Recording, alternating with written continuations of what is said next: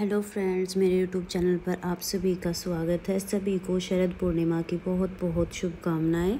जैसा कि कार्तिक का पावन पवित्र महीना शुरू हो गया है और हमारे शास्त्रों के अनुसार कार्तिक स्नान का बहुत अधिक महत्व है। माना जाता है कि कार्तिक के महीने में किए गए स्नान, दान, तप और पूजा पाठ का अनंत गुना फल हमें प्राप्त होता है। इसलिए कार्तिक स्नान करना बहुत महत्वपूर्ण होता है। फ्रेंड्स, आज की वीडियो में हम जानेंगे कि कार्तिक स्नान कैसे किया जाता है, कब से कब तक कार्तिक स्नान करना चाहिए, कार्तिक स्नान के क्या नियम होते हैं और कार्तिक के व्रत कैसे किए जाते हैं। इस विषय में संपूर्ण जानकारी आपको देखने को मिलेगी। तो चलिए वीडियो शुरू करते हैं। सबसे पहले कार्तिक स्नान शरद पूर्णिमा से शुरू किया जाता है और कार्तिक पूर्णिमा तक किया जाता है।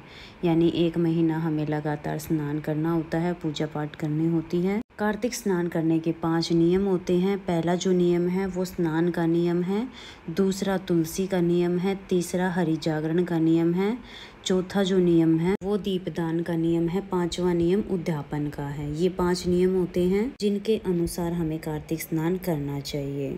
फ्रेंड्स, कार्तिक स्नान का हमारे शास्त्रों में बहुत अधिक महत्व दिया गया है। कार्तिक स्नान आप जरूर करें। कार्तिक स्नान पूरा 1 महीना किया जाता है। शरद पूर्णिमा से शुरू करके कार्तिक पूर्णिमा तक हमें जो है स्नान करना होता है। सुबह ब्रह्म मुहूर्त में उठकर ठंडे जल से हमें स्नान करना होता है। सुबह आप ब्रह्म मुहूर्त में उठ के 5 बजे से पहले हमें तारों की छांव में जो है स्नान कर लेना है। उसके बाद हमें तुलसी जी और पतवारी का पूजन करना होता है। तो पतवारी बना ले आप। पतवारी कैसे बनाते हैं इसकी वीडियो आपको मेरे चैनल पर मिल जाएगी, आप वहां से देख लेना। रोजाना स्नान करने के बाद हमें तुलसी माता और पतवारी का पूजन करना है पूरे 1 महीने तक लगातार। पूजा विधि आपको देखनी है तो मेरे चैनल पर आपको वीडियो मिल जाएगी, पूरी डिटेल में वीडियो है, आप पूजा विधि वहां से देख लेना। तो इस तरह से हमें पूरे कार्तिक के महीने में पूजा करनी है। कार्तिक के महीने में आप महात्म्य का अध्याय पढ़ सकते हैं। इसके साथ ही कार्तिक के महीने में जो है कहानियाँ सुनी जाती हैं। उस कहानियों की भी वीडियो मेरे चैनल पर मिल जाएगी, आप वहां से सुन लेना। कहानियाँ जो है जरूरी होती हैं सुनने कार्तिक के महीने में, तभी हमारा जो स्नान है वो पूर्ण माना जाता है। इसके साथ ही आपको हरि जागरण करना होता है। आप भगवान के निमित्त भजन करें। आप 2 भजन कर सकते, 5 भजन कर सकते हैं, 7 भजन कर सकते हैं।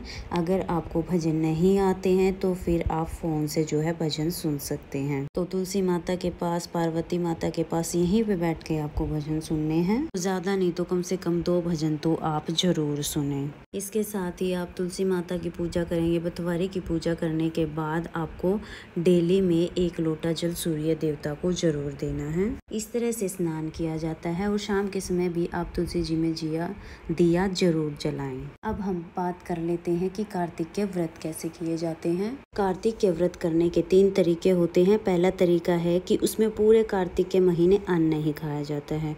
पूरे महीने सिर्फ फलाहार ही किया जाता है और पूरे महीने के व्रत किए जाते हैं। दूसरा जो तरीका है उसमें पूरे महीने में एक समय अन्न का सेवन किया जाता है। यानी पूरे दिन आप फलाहार कर सकते हैं और जूस, चाय, दूध वगैरह आप ले सकते हैं, लेकिन एक समय आप अन्न भी खा सकते हैं। इसके साथ ही जो तीसरा तरीका है वो ये है कि कार्तिक के आप मुख्य दिनों में जो है व्रत कर सकते हैं। जैसे कार्तिक में जो एकादशी आती है उस दिन आप व्रत कर सकते हैं। इसके साथ ही आप अष्टमी में व्रत कर सकते हैं, आंवला नवमी में व्रत कर सकते हैं, पूर्णिमा को आप व्रत कर सकते हैं। कार्तिक के महीने में जो मुख्य दिन पड़ते हैं उस दिन आप व्रत कर सकते हैं। तो ये तीसरा तरीका है।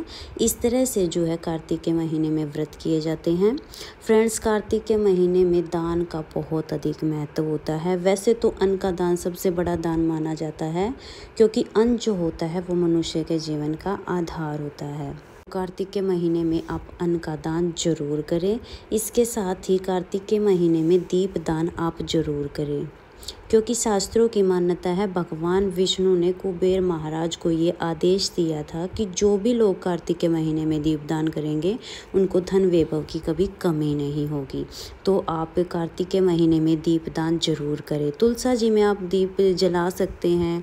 अगर विष्णु भगवान का मंदिर है आसपास, वहाँ दिया जला सकते हैं। साथ में ही आप पीपल के पेड़ में, पतवारी में, केले के पेड़ में, इन जगह पर आप जो है दिया जला सकते हैं। इस इस तरह से हमें पूरे कार्तिक के महीने स्नान करना है, पूजन करना है। उसके बाद जब कार्तिक का महीना पूरा हो जाएगा तो कार्तिक पूर्णिमा के दिन कार्तिक माँ का उद्यापन करना है। व्रत कर रहे हैं या स्नान कर रहे हैं तो उसका आपको उद्यापन करना होता है। बिना उद्यापन के आपका जो व्रत है वो पूर्ण नहीं माना जाएगा। उद्यापन करने के लिए आप एक पंडित और पंडिताइन को घर पे बुलाकर भोजन करा सकते हैं, उन्हें वस्त्र और दक्षिणा दान दे सकते हैं, पैर छूकर उनका आशीर्वाद लें। अगर आप पंडित पंडिताइन को घर पे नहीं बुला सकते हैं तो आप फिर उनके घर पे जो है भोजन, वस्त्र, दक्षिणा उनके घर पे पहुंचा सकते हैं। अगर आपके आसपास में कोई विष्णु भगवान का मंदिर है तो वहाँ पर भी आप ये सामान पंडित पंडिताइन को दे सकते हैं। इस तरह से हमें जो है दान का उद्यापन करना है। फ्रेंड्स, ये वो सभी तरीके मैंने आपको बताए हैं जो कार्तिक के महीने में हमें करने हैं। इसके साथ ही अब हम 2 बातें और कर लेते हैं। कार्तिक के महीने में हमें कौन कौन से कार्य नहीं करने चाहिए। तो कार्तिक के महीने में हमें दाल का सेवन नहीं करना चाहिए, जैसे कि चने की दाल का हमें सेवन नहीं करना चाहिए, मटर का सेवन हमें नहीं करना चाहिए, 2 टुकड़ों में विभाजित होने वाली चीज़ों का सेवन हमें नहीं करना चाहिए। दूसरा ये है कि शरीर पर हमें तेल की मालिश नहीं करनी चाहिए। इसके साथ ही हमें कार्तिक के महीने में प्याज, लहसुन का सेवन नहीं करना चाहिए। मांस, मदिरा, शराब का हमें सेवन नहीं करना चाहिए। पूरे कार्तिक के महीने हमें लड़ाई झगड़ा नहीं करना चाहिए और किसी की निंदा नहीं करनी चाहिए। तो ये कार्य हमें जो है कार्तिक के महीने में नहीं करने चाहिए।